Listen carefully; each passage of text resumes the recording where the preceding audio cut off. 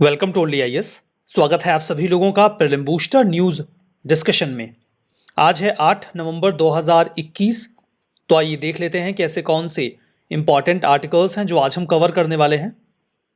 हमारा first article Indian flap shell turtle के बारे में है। इन्हें सॉफ्ट सेल टर्टल के नाम से भी पुकारा जाता है। इनकी जो आपको ऊपर की सेल मिलेगी ये कंपैरेटिवली नरम मिलेगी। ये बहुत ही कॉमनली पाए जाने वाले टर्टल्स होते हैं जो हमें अपने आसपास आसानी से मिल जाते हैं। इन्हें कई बार इलीगल तरीके से पकड़ के जो स्मगलिंग रैकेट्स होते हैं वो उन्हें बेचते हैं। फॉरेस्ट ऑफिशियल जो उड़ीसा के हैं उन्होंने अभी हाल ही में 40 इंडियन फ्लैप शेल टर्टल्स को एक बास्केट में पकड़ा है जो स्मगल किए जा रहे थे एक रैकेट के द्वारा, ऐसा आरोप है। देखिए ये काफ़ी छोटे होते हैं। इनके अगर आप इस कैरपेस का साइज देखें तो अप्रॉक्सीमेटली 350 मिलीमीटर के आसपास आपको दिखेगा। जो इंडियन फ्लैप शेल टर्टल हैं ये फ्रेश वाटर में भी रहते हैं और मडी वाटर में भी रहना पसंद करते हैं। भारत के कई सारे राज्यों में ये आपको मिल जाएंगे। अगर आप देशों की बात करें तो ये आपको पाकिस्तान, इंडिया, श्रीलंका, नेपाल, बांग्लादेश में मिल जाएंगे। बांग्लादेश में आपको ये इंडस और गंगेस ड्रेनेज में मिलेंगे और म्यांमार में ये इरावदी और साल्वीन रिवर्स में मिल जाएंगे। ये शैलो वाटर में रहना पसंद करते हैं, बहुत गहरे पानी में नहीं। शांत पानी रहे तो इन्हें और मज़ा आता है। स्टैग्नेंट वाटर अगर रिवर में भी है तो वहाँ ये आराम से रह लेते हैं। स्ट्रीम्स में भी थोड़ी बहुत है तो कोई दिक्कत नहीं होती है। मार्सेस में पॉन्ड्स, लेक्स, इरिगेशन कनाल, टैंक्स कुल मिला के जहाँ मिल गया वहाँ रह लिया, कोई ऐसी टेंशन वाली बात नहीं होती इनके लिए। जो टर्टल्स होते हैं वैसे ये ऐसे पानी में रहना ज़्यादा पसंद करते हैं जहाँ पर सैंड हो या फिर मड हो, क्योंकि ये उसमें गड्ढा खोद के उसी में छिप जाते हैं और बैठे रहते हैं। हालांकि इन्हें धूप भी चाहिए होती है तो ये बीच बीच में पॉन्ड से बाहर निकल के भी बैठते हैं। खाने में ये ऑमनीवर्स होते हैं, कुछ भी खा लेते हैं, ऐसा चूज ही नहीं है कि ये खाएंगे वो नहीं खाएंगे। पत्ते, जीव जंतु, कीड़े मकोड़े जो मिल गए सब खा के मज़े से रह रहे होते हैं। कंजर्वेशन स्टेटस की बात करें तो आईयूसीएन की रेड लिस्ट में वल्नरेबल है, साइट्स के अपेंडिक्स 2 में है और wild life protection act of 1972 के शेड्यूल 1 में है। तो ये आपको याद रखना है, आईयूसीएन की रेड लिस्ट में ये वल्नरेबल हैं और साइट्स के अपेंडिक्स 2 में है। थ्रेट की बात करें तो इन्हें कई बार स्मगल किया जाता है और जान से मार दिया जाता है। ऐसा माना जाता है कि इनके अंदर स्फोडियाजिक जो प्रॉपर्टीज़ हैं वो पाई जाती हैं, मतलब एक व्यक्ति के जो सेक्सुअल पावर है इससे बनाई गई दवा उसे इनहेंस करती है। ये कई बार भ्रांतियाँ होती हैं और इसके नाम पे कई सारे जानवरों को मार दिया जाता है। इनके स्किन से कई बार लेदर बनाया जाता है और कई बार इन्हें चारे की तरह इस्तेमाल किया जाता है मछली वगैरह पकड़ने के लिए। तो इनकी मतलब बहुत बुरी तरीके से मारा जाता है। जो भी लोग स्मगलिंग रैकेट में होते हैं इनकी गर्दन को खींच के वो लोग तोड़ देते हैं, जिससे बहुत ब्लीडिंग होती है और इनकी जान चली जाती है। तो बहुत इनह्यूमन प्रैक्टिसेस ऑप्ट की जाती हैं कछुओं को मारते वक्त। जो टर्टल्स होते हैं इन्हें मीट और मेडिसिन के लिए मारा जाता है। तो कंजर्वेशन एफर्ट्स किए जाते हैं ताकि इन्हें इनके ओरिजिनल हैबिटेट में बचाया जा सके। कई बार लोग इन्हें पा जाते हैं तो पकड़ के घर में लेके आते हैं, वो टब में या फिर एक्वेरियम में डाल देते हैं। वहाँ साफ पानी होता है, ये मडी वाटर में रहना पसंद करते हैं तो ये वहाँ सर्वाइव नहीं कर पाते। तो हमें पता नहीं होता कि कौन सा कछुआ किस हैबिटेट में रहता है, तो इसीलिए उन्हें उनके नेचुरल हैबिटेट में ही रहने दिया जाए, ये बहुत ज़रूरी होता है। हमारा नेक्स्ट आर्टिकल टेक्निकल टेक्सटाइल के बारे में है। यूनियन मिनिस्टर ऑफ टेक्सटाइल ने अभी हाल ही में ये कहा कि अब समय आ चुका है कि हम आने वाले 3 सालों में इंडिया का जो टेक्निकल टेक्सटाइल का एक्सपोर्ट है उसे 5 गुना बढ़ा दें। अब भला ये टेक्निकल टेक्सटाइल क्या होता है? टेक्निकल टेक्सटाइल एक ऐसा कपड़ा होता है जिसे हम नॉन एस्थेटिक पर्पज से पहनते हैं। मतलब इस कपड़े को हम इसलिए नहीं पहनते क्योंकि हम बहुत खूबसूरत दिखेंगे और लोग हमें देखकर कहेंगे वाह आपने कितने बढ़िया कपड़े पहने हैं। इस पर्पज से इसे नहीं पहना जाता। हम इसे पहनते हैं क्योंकि ये हमारी ज़रूरत होती है।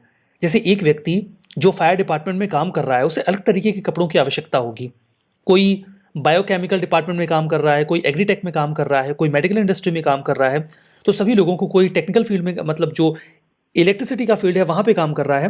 तो हर फील्ड में बॉडी को प्रोटेक्ट करने के लिए अलग अलग प्रकार के टेक्सटाइल की ज़रूरत पड़ती है। ऐसे टेक्सटाइल्स को ही टेक्निकल टेक्सटाइल कहा जाता है। मुझे उम्मीद है आप समझ गए होंगे। ये सामान्य कपड़ों से अलग होता है, जिन्हें हम डेली यूज़ में लेते हैं, ये उनसे डिफरेंट होता है। तो चूंकि इनकी अलग अलग प्रॉपर्टीज़ होती हैं, इन्हें अलग अलग यूज़ के लिए इस्तेमाल किया जाता है, इसीलिए इनकी वेरियस कैटेगरीज भी होती हैं। टेक्निकल टेक्सटाइल को लेकर इंडिया का क्या शेयर है ग्लोबल लेवल पे? टेक्निकल टेक्सटाइल का जो ग्लोबल मार्केट है वो अप्रॉक्सीमेटली 250 बिलियन यूएस डॉलर का है और इंडिया इसका लगभग 6% तो कवर कर ही लेता है। हम बहुत धीमे धीमे गेन कर रहे हैं एक मोमेंटम, जिसमें हमारा शेयर ग्लोबल लेवल पे टेक्निकल टेक्सटाइल के मार्केट में बढ़ रहा है। पिछले 5 सालों में हमने लगभग 8% की एनुअल ग्रोथ अवेल की है। हमारा टारगेट ये है कि आने वाले अगले 5 सालों में हम इस ग्रोथ को बढ़ाकर 15 से 20% करेंगे, जो कि बहुत ही अच्छी बात है। गवर्नमेंट ने क्या एफर्ट्स किए हैं टेक्निकल टेक्सटाइल के एक्सपोर्ट को एनहेंस करने के लिए? 2019 में सरकार ने 207 HSN कोड्स जारी किए थे। HSN कोड्स का मतलब होता है harmonised system of nomenclature. Her product को एक नाम दिया जाता है ताकि उसे सिस्टमैटिकली क्लासिफाई किया जा सके पूरी दुनिया में। तो क्लासिफिकेशन के पर्पज से HSN कोड्स दिए जाते हैं वेरियस प्रोडक्ट्स को। तो टेक्निकल टेक्सटाइल को भी पिछले 2 सालों में कई सारे HSN कोड दिए गए हैं। इसके बाद हमने देखा कि पिछले 2 सालों में इंडिया नेट एक्सपोर्टर बन गया है। हो सकता है कि कुछ फील्ड के टेक्निकल टेक्सटाइल्स हम बनाते हैं, लेकिन कुछ फील्ड के हम इंपोर्ट भी करते हैं। ठीक है, तो अभी जो हम इंपोर्ट करते हैं उससे ज्यादा एक्सपोर्ट करते हैं, तो हम नेट एक्सपोर्टर बन गए हैं।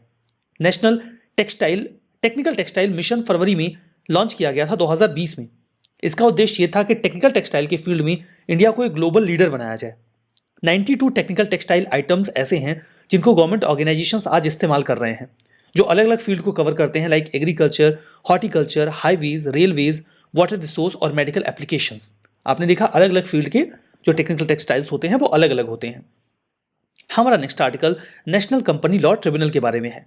गवर्नमेंट ऑफ इंडिया ने अभी 8 जुडिशियल और 10 टेक्निकल मेंबर्स को अपॉइंट किया है NCLT यानी कि नेशनल कंपनी लॉ ट्रिब्यूनल में। भला ये क्या होती है नेशनल कंपनी लॉ ट्रिब्यूनल?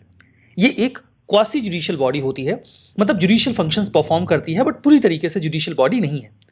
इसे 2016 में कंपनीज एक्ट ऑफ 2013 का इस्तेमाल करके बनाया गया था। इसका जो सेक्शन 408 है उससे ही इसे बना दिया गया। बैकग्राउंड की बात यह है कि जो ट्रिब्यूनल है इसको बनाने का recommendation we Balkrishna Eradi committee ने दिया था। मामला ये था कि अगर कोई कंपनी इंसॉल्वेंसी डिक्लेयर कर रही है कि हमारे पास अब पैसे नहीं है, या कंपनी खुद को बंद करना चाहती है, इस संबंध में कोई विवाद है, तो उसे क्या सामान्य कोर्ट के पास ढकेल दिया जाना चाहिए जबकि वो ऑलरेडी ओवरबर्डन्ड है? तो वी बालकृष्ण इराडी कमेटी ने कहा था कि इस संबंध में अलग ट्रिब्यूनल्स होने चाहिए, और इसी आधार पर 2016 में इन ट्रिब्यूनल्स को बनाए जाने की शुरुआत की गई फॉर्मली। तो मतलब प्रॉपरली इन्हें बनाया जाने लगा 2013 के एक्ट के तहत। पर्पज यही था कि कंपनीज के लॉ या फिर इंसॉल्वेंसी लॉ से संबंधित अगर कोई मामला है तो वो NCLT में चला जाए।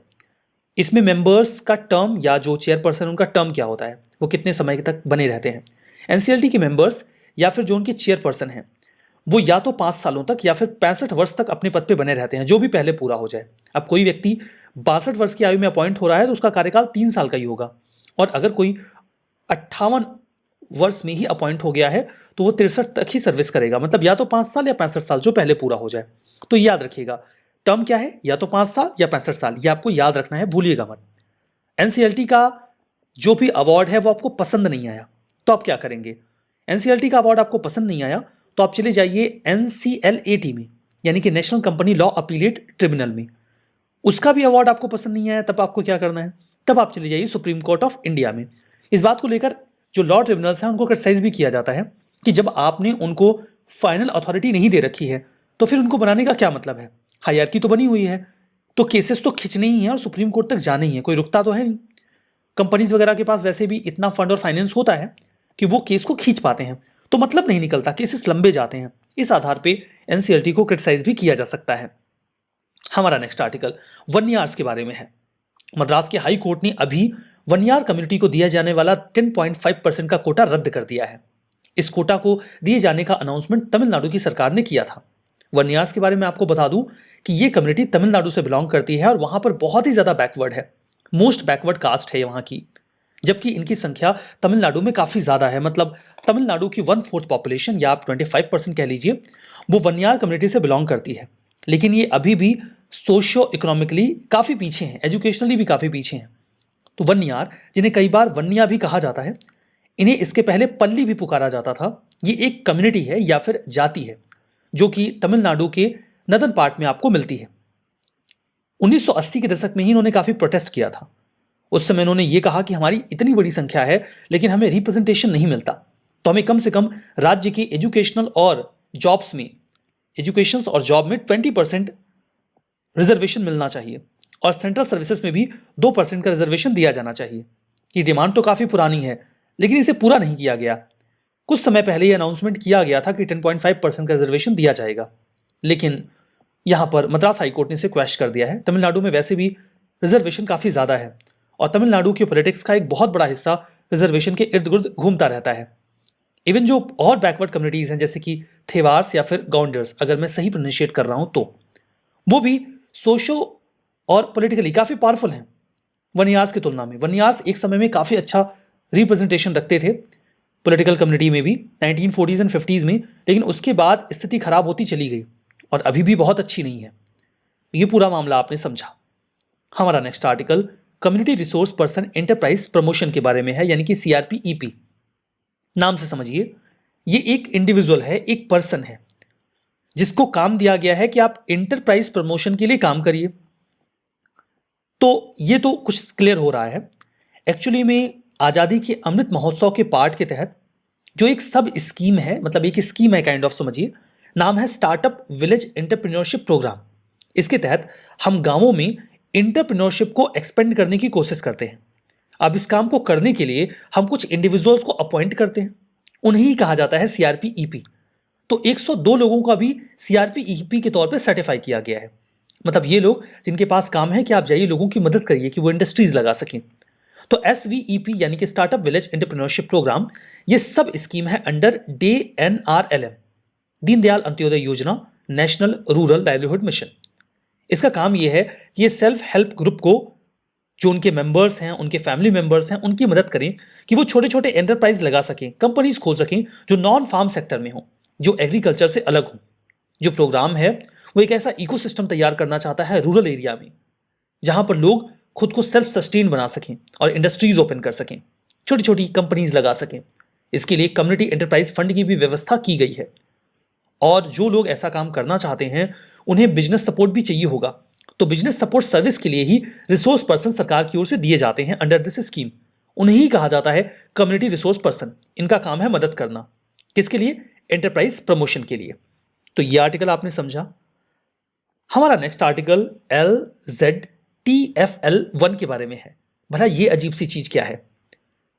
अच्छा, आपने एक बात को ध्यान में दिया या नहीं, कोविड-19 दुनिया के लगभग हर हिस्से में फैला, लेकिन कुछ जगहों पर बहुत बड़ी संख्या में लोग मारे गए, जबकि कुछ जगहों पर कम लोगों की मौत हुई। ये वेरिएशन क्यों हुआ? जबकि वायरस वही है, उसके स्ट्रेन्स लगभग हर जगह वैसे फैले, तो कुछ जगहों पर लोगों का ज्यादा मरना और कुछ लोगों का कम मरना, ऐसा क्यों हुआ? पोस्ट एनालिसिस चल रहा है। पोस्ट एनालिसिस में ही ये पाया गया। एक और भी अगर आप देखेंगे तो साउथ एशिया के रीजन में जो भी कंट्रीज हैं वहां पर डेथ रेट ज्यादा है। हालांकि उसका एक कारण वहां का वीक मेडिकल इंफ्रा भी रहा है, वहां की वीक सोशियो इकोनॉमिक कंडीशन भी रही है, लेकिन कुछ और भी हो सकता है कि साउथ एशिया में लोगों के जान जाने की दर ज्यादा रही comparison to other part of the world.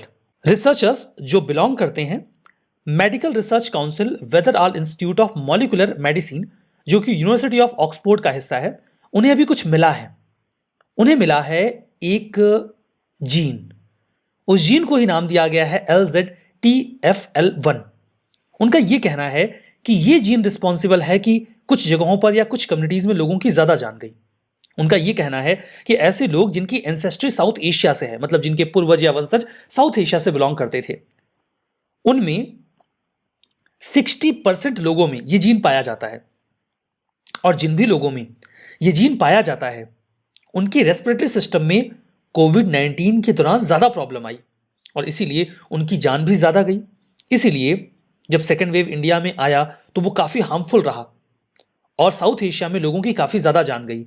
In fact UK में जो साउथ एशियन इंडस्ट्री से बिलोंग करने वाले लोग थे उनकी जान ज्यादा गई है। ये एनालिसिस में निकल के आया है। इसका मतलब ये है कि जो जीन है वो एक इंडिविजुअल के लंग्स को वायरस के प्रति रिस्पॉन्ड करने को लेकर थोड़ा वीक बना देता है, जिससे कोविड-19 में उनकी जान जाने का खतरा लगभग दोगुना होता है। लेकिन एक बात और निकल के आई कि ये जो जीन है ये केवल लंग्स को प्रभावित कर रहा है, बॉडी के इम्यून सिस्टम को नहीं। इसीलिए वैक्सीन तो उन पर भी उतनी ही कारगर होगी जितनी कि बाकियों पर। ऐसे रिसर्चेस का क्या फायदा होता है? फायदा ये होता है कि अगर हमें पता है कि इस प्रकार के जीन से लोगों की जान जाने का खतरा बढ़ता है तो हम ऐसे लोगों को टारगेट करके पहले वैक्सीन दे सकते हैं ताकि हम आने वाले खतरे से बच सकें। हमारा नेक्स्ट आर्टिकल आदि शंकराचार्य जी के बारे में है। हमारे ऑनरेबल प्राइम मिनिस्टर ने उनकी 12 फुट की एक प्रतिमा को अनवेल किया है केदारनाथ में। ऐसी मान्यता है कि जो आचार्य हैं शंकराचार्य जी, उन्होंने यहीं पर समाधि अटेन की थी 9th सेंचुरी में, जब उनकी उम्र महज 32 वर्ष की थी। आदि शंकराचार्य जी का जन्म 788 एडी में हुआ था। उनका जन्म पेरियार नदी के किनारे कलादी विलेज में हुआ था, जो कि केरला की सबसे बड़ी नदी है। यू कैन अंडरस्टैंड कि उनका जन्म केरला में हुआ है, यानी कि इंडिया के सदर्न पार्ट में, और वो समाधि लेते हैं कहां पर? केदारनाथ में, मतलब इंडिया के नदन पार्ट में। उन्होंने साउथ टू नॉर्थ पैदल यात्रा की थी। पूरे देश में घूमकर हिंदुइज्म को रिवाइव करने का काम किया था। भगवान शिव के डिवोटी थे। इन्होंने डॉक्ट्रिन ऑफ अद्वैत यानी कि मोनिज्म को प्रोपाउंड किया। इसका मतलब यह था कि आत्मा और परमात्मा अलग अलग नहीं है, बल्कि अंतिम सत्य ब्रह्म है और आत्मा को अंतिम रूप में उसी में विलीन हो जाना होता है। तो दो सत्य नहीं है आत्मा और परमात्मा, बल्कि एक परमात्मा है और वो है ब्रह्म, और अल्टीमेटली हर चीज को उसी में मिल जाना है। इन्होंने वैदिक टेक्स्ट पर कई सारी कमेंट्रीज लिखी। कमेंट्रीज का मतलब होता है किसी भी चीज पर लिखी जाने वाली व्याख्या, जैसे कि उपनिषद, ब्रह्मसूत्र और भगवद गीता। इस पर इन्होंने कई सारी कमेंट्रीज लिखी हैं, यानी कि उनकी व्याख्या की है। ये बुद्धिस्ट फिलोसफर्स के विरोधी थे, क्योंकि उस समय भारत में बुद्धिज्म काफी तेजी से फैल रहा था। इसीलिए जो हिंदुइज्म की ग्लोरी है वो काफी ज्यादा कम हो रही थी। आदि शंकराचार्य जी को क्रेडिट जाता है कि उन्होंने हिंदुइज्म को रिवाइव किया और जो बुद्धिस्ट फिलॉसफी थी उसे वीकन किया। इनके मेजर वर्क्स की बात करें तो ब्रह्मसूत्र भाष्य, जो कि ब्रह्मसूत्र पर लिखी गई एक कमेंट्री है। इसके अलावा भज गोविंद स्त्रोत, निर्वाण षटकम और प्रकरण ग्रंथ, ये इनको कुछ बहुत ही इंपॉर्टेंट वर्क हैं। इन्होंने हिंदुइज्म को रिवाइव किया उस समय जब बुद्धिज्म इंडिया में काफी ज्यादा पॉपुलैरिटी गेन कर रहा था, और आवश्यकता थी किसी एक ऐसे व्यक्ति की जो इस बात की जिम्मेदारी ले कि हिंदुइज्म कैसे आगे जाएगा। इन्होंने हिंदुइज्म को रिवाइव करने के लिए देश के 4 कोनों में 4 सेंटर स्टैब्लिश किए, जिन्हें आप मठ कह सकते हैं। ये 4 सेंटर्स साउथ में श्रृंगेरी में कर्नाटका में है, ईस्ट में पुरी यानी कि उड़ीसा, वेस्ट में द्वारका यानी कि गुजरात, और नॉर्थ में उत्तराखंड यानी कि बद्रीनाथ। ये 4 लोकेशंस हैं जिनके जरिए इन्होंने भारत को लिंक किया 4 पार्ट में और हिंदुइज्म को रीस्टैब्लिश किया, ऐसा आप कह सकते हैं। रिवीजन कर लेते हैं। Indian flap shell turtle IUCN red list में इंडेंजर्ड है, बिल्कुल गलत है। हमने पढ़ा था कि ये वल्नरेबल हैं। टेक्निकल टेक्सटाइल, ये textile material non aesthetic purpose से यूज होते हैं, प्राइमरली टेक्निकल परफॉर्मेंस के लिए। That's true.